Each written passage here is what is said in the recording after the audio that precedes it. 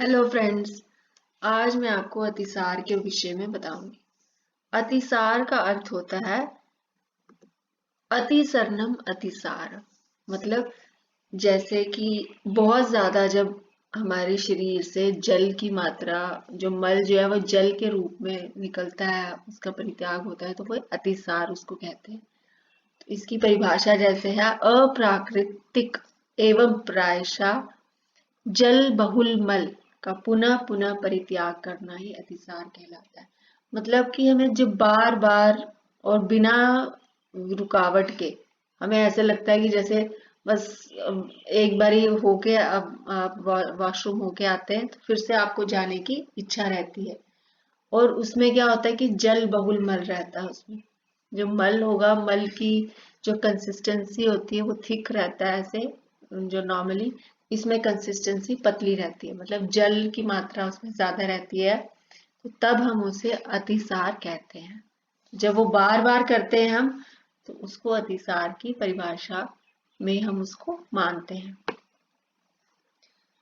अब इसका निदान, अतिसार का निदान क्या होता है? निदान का मतलब कारण, कि क्यों ऐसा होता है बार बार जल से, जल सहित जो मल जो है वो इतना ज्यादा क्यों ऐसे हो जाता है। तो हमारे जो एलोपैथिक में उसमें मानते हैं बेसिकली इन्फेक्शन के कारण, या कोई इरिटेटिंग फूड ऐसा खा लेते हैं तो उसके कारण हमें अतिसार हो सकता है। तो आयुर्वेद के अनुसार गुरु भोजन, अति स्निग्ध भोजन, अति रूक्ष भोजन, अति स्निग्ध, अति द्रव भोजन, अति स्थूल भोजन, अति शीतल भोजन, इस तरह का कोई भी तरह पदार्थ जो है इनका अगर हम सेवन कर लेते हैं तो हमें अतिसार हो सकता है। अब गुरु भोजन जो क्या होगा कि किसी व्यक्ति की अगर अग्नि जो है वो मंद है और वो बार बार गुरु भोजन करता है, गुरु से मतलब जो पचने में उसको भारी हो, जैसे उड़द की दाल हो गई, हाँ, शाली चावल हो गए। तो अति स्निग्ध भोजन, जैसे कि बहुत ज्यादा वो घी की मात्रा खाने में जब खाता है तो साथ में वो घी की मात्रा बहुत ज्यादा लेता है। थोड़ी मात्रा तो जरूर हमें चाहिए लेकिन एक्स्ट्रा ले लेता, तो वो अति स्निग्ध भोजन। लेकिन उस व्यक्ति की अग्नि भी मंद है, उसके साथ अग्नि उसको पचाने में सक्षम नहीं है, और साथ में वो वैसा कार्य भी नहीं करता है कि उसके अग्नि उसको पचा पाए, एवं वो अति रूक्ष भोजन भी करता है। कुछ व्यक्ति क्या होते हैं कि उनमें भोजन अगर उनको स्निग्धता चाहिए उनके शरीर में, लेकिन वे रूक्ष भोजन का ही ज्यादा सेवन करते हैं। अति रूक्ष भोजन मतलब जैसे जौ का आटा खा लिया ज्यादा, या का बिल्कुल बहुत कम यूज किया, तो बहुत ज्यादा रूक्षता क्या होता है शरीर में, वायु का प्रकोप कर देगी। अति द्रव भोजन, बहुत ज्यादा, कई बार लोग कहते हैं कि बहुत लिक्विड डाइट लेनी है, बहुत ज्यादा पानी ले लिया। शरीर में हमारे पानी की मात्रा भी उतनी ही चाहिए जितनी हमें रिक्वायर्ड है। अति स्थूल भोजन, बहुत ऐसे फैटी भोजन ज्यादा ले लिया, जो कि ऐसे भोजन हो जो पचने में भारी हो, जैसे कि उसका जो टोडा होता है, जैसे हम डोगरी में हम मान सकते हैं, तो मक्की का आटा, वे भारी होता है पचने में।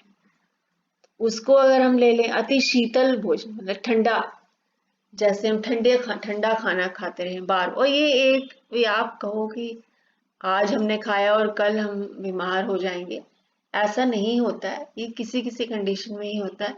लेकिन ये क्या है कि आप रेगुलर, ऐसा व्यक्ति अगर कोई इन चीजों को रेगुलरली यूज करता रहता है तो उसको ये अतिसार का लक्षण उसके सामने आ सकते हैं। उसके बाद है विरुद्धासन।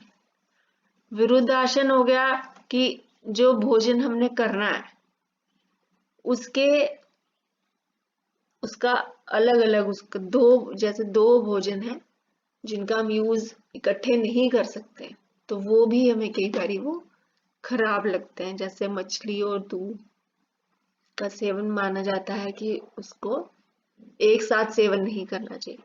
अध्यशन हो गया, जैसे बार बार अभी खाना खाया, थोड़ी देर में हम फिर खाना खा लें, फिर उसके थोड़ी देर बाद फिर खाना खा लें, तो वो क्या होगा कि हमारी अग्नि जो होगी वो उसे पाचन करने में सक्षम नहीं होगी। तो फिर क्या होगा, जो नहीं पच रहा है खाना तो वो निकलेगा मल के रूप में। अधिक जल क्रीड़ा करने से भी कफ का प्रकोप हो जाएगा। मतलब पानी में अगर हम ज्यादा टाइम रहे, ऐसा कार्य करें कि जिससे हम पानी के बीच में रहते हैं, या नहाने ज्यादा बार नहा ले तो उससे हमारा शरीर जो है वो ज्यादा शीतल हो जाता है। फिर आगे अधारणीय वेगों को धारण करने से। अब कुछ वेग हमारे में माने गए हैं कि जिनको हमें धारण नहीं करना चाहिए, जैसे मल मूत्र छींक उद्गार। इनका वेग हमें अगर ये मतलब सपोज हमें आ रहे हैं, हमारी उसमें लग रहा है कि हमें ये इसका अनुभूति हो रही है, तो हमें इसका वेग धारण नहीं करना चाहिए। अगर हम इसके धारण करेंगे तो इसका अगेंस्ट जो इसके परिणाम होते हैं वो हमें भुगतने पड़ते हैं।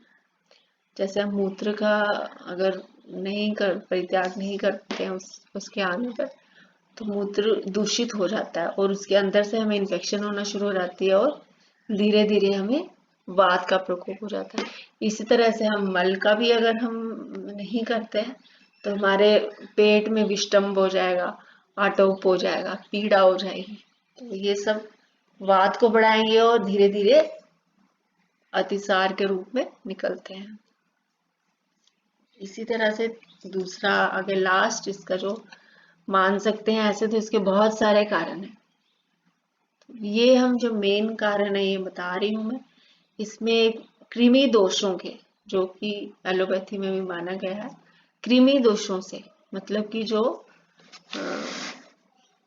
ये बैक्टीरियाज हैं, वायरसेस हैं, इनके कारण जो है इनकी इन्फेक्शन के कारण मनुष्यों में अतिसार रोग होता है। तो आज मैं आपको इतना ही बताऊंगी। अगले वीडियो में आपको मैं इसके आगे बताऊंगी। Thank you.